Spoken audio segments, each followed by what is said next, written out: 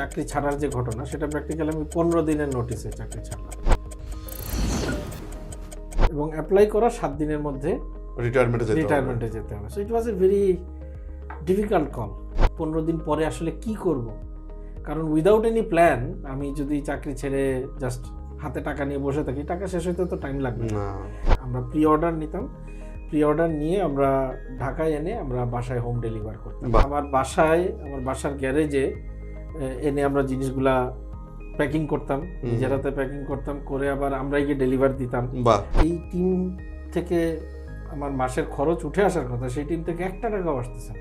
আমার যেই বস ছিলেন উনি প্রমোশন নিয়ে উনি রিজিওনাল ডিরেক্টর হয়ে গেলেন, বাট আমি যেখানে ছিলাম সেখানেই পড়ে থাকলাম। এবং কর্পোরেট চাকরি করে যারা আসছেন ওনারা যদি ওনাদের পাস্টটাকে ভুলে যেতে পারে, শিক্ষাটা নেবে, শিক্ষাটা কন্টিনিউ করবে, শিক্ষাটা রিটেইন করবে, বাট পুরানো সেই ভাবটা ওনাদেরকে ছেড়ে দিতে হবে।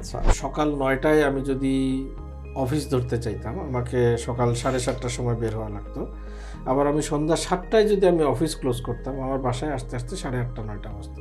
স্টার্ট আপ হচ্ছে প্র্যাকটিক্যালি সে একটা পার্টিকুলার প্রবলেম সলভ করার জন্য কাজ করতেছে। খুব স্বপ্ন নিয়ে তারা শুরু করছে, বাট আসলে দিন শেষে ওই বিদেশ পাড়ি জমাইছে, কিছু করতে পারে নাই এখানে।